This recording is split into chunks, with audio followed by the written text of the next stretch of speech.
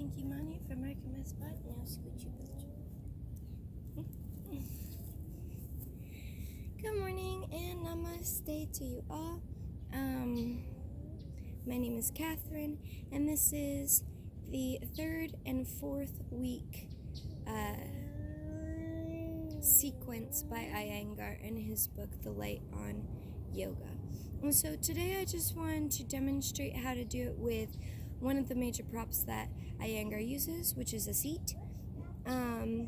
So it's very similar to last week's, and I just wanted to show you how to do it for sitting on the chair. The reason why he likes using a chair is because he says it's important to have your hip in line with your knee for that proper body alignment, and then it helps focusing on keeping your legs in one line and opening up the hips here, just to demonstrate as a pose. The first pose in his sequence, however, is Uttita Trikonasana, extended triangle pose. So we'll get situated for that. We inhale our hands up, then we reach forward as if someone's pulling us by our fingertips, and then pivot at the hips. We want good proprioception in our body, so we look down at our hand and then up at the other hand to make sure that we have proper alignment, that it looks like one straight long line. Then we're just going to pause here for 3 breaths just for the sake of the video. However, Iyengar, you tend to stay here to see how long you can hold it for.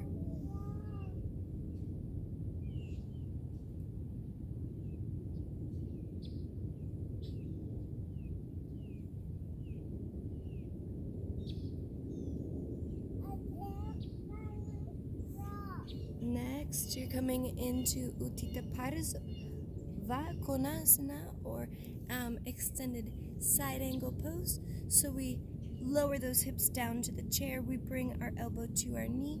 We internally rotate the hand as we reach towards the ear, but we do relax the shoulder down and away from the ear. We want to actively ensure that we're putting energy into the back, straight into leg, even when we're using the props, so that way you can feel the energy in the muscles.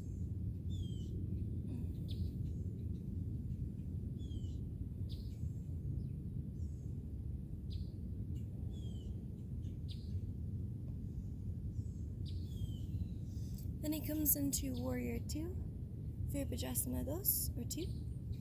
We have our hands come straight out at other sides. Again, still making sure that we're active in our hip flexors, gazing over our fingers in front.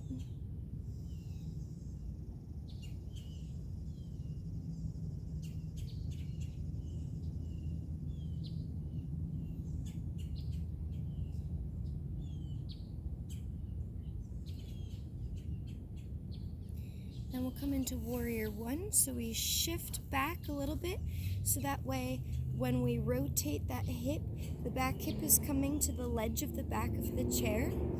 Then you can see right now I have a big swoop in my back, so after I always align my hips, then I have to remember to engage that belly portion.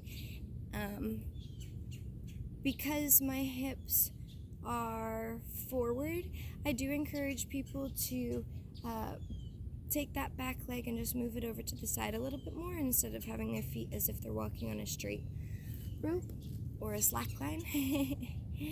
And then we inhale, those hands come up.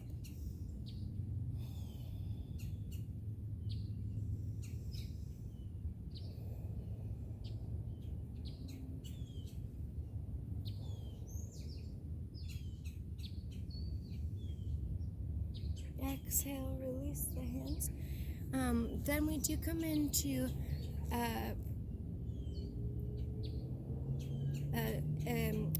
revolving triangle pose. So we are going to bring that back foot forward a little bit, slide the front foot forward, make sure the hips are still in more of an open position, but because we are having a twist, they will start to kind of fall towards center a little bit. Our hands come up. I like to twist beforehand so I can engage that belly because I'm a single mom. So re-engaging those muscles in the front, the abdominals is very important when you have just had a baby. And then we twist.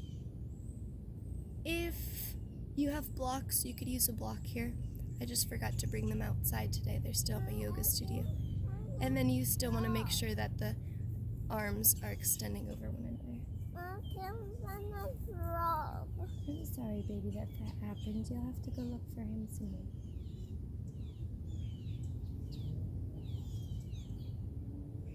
Inhale, we come back up.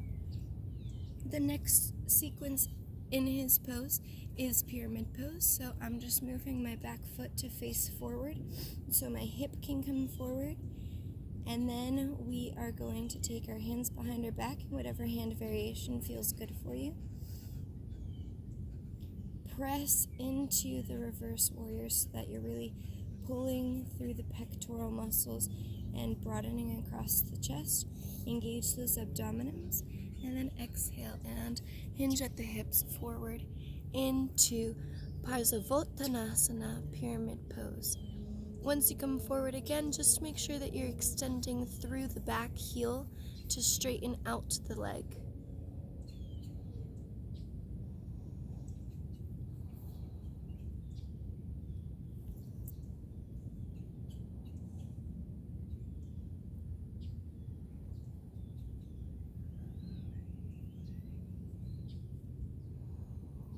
Inhale, coming up.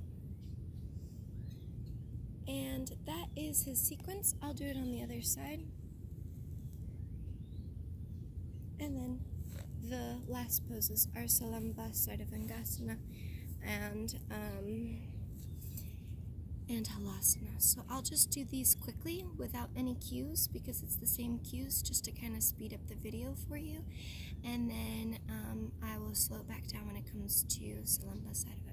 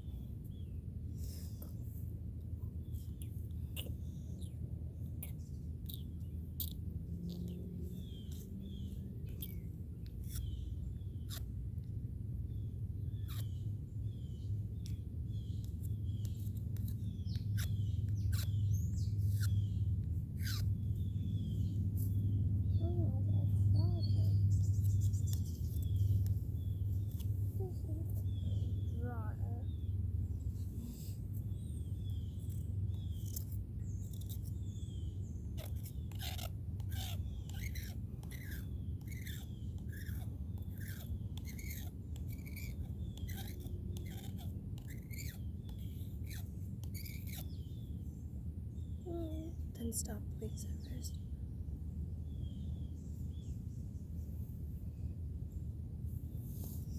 Okay, now we're going to get ready for Salamba, Sardavangāsana, and Halasana pose. So that is shoulder stand into plow. I don't really have a lot of... I'm not going to move the whole camera and everything, so I'll just show you. The important thing about Salamba, Sardavangāsana, or shoulder stand, is that we keep our head looking straight up. Then there's a slight movement where we want to have the energy as if we're trying to raise our chin. It's not going to be that dramatic, but we want to have the energy as if we're reaching our chin towards our forehead and then press our chest in towards our chin.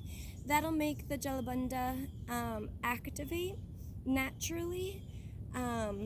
So we will hold the breath in this pose, but that's just really good just to make sure that we are keeping the natural bend in our neck, in the cervical spine. So I'm gonna practice here for you, make sure I'm in the frame so that way you guys can see what I'm doing.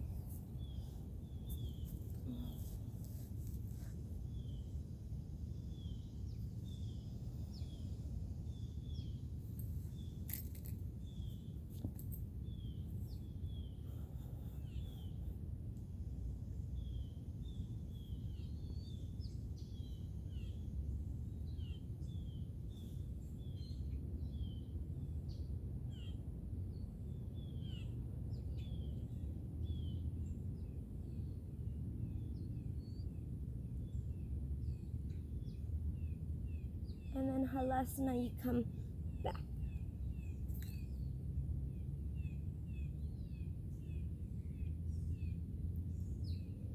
You can either activate your feet so that your legs are straight, or you can drop them down by your ears and block off your senses.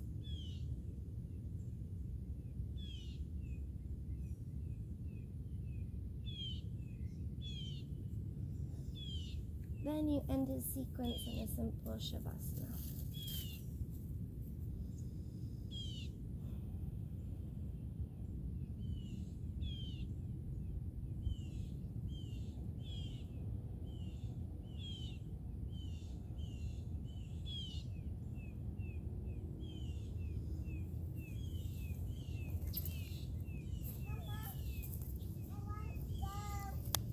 Thank you and namaste.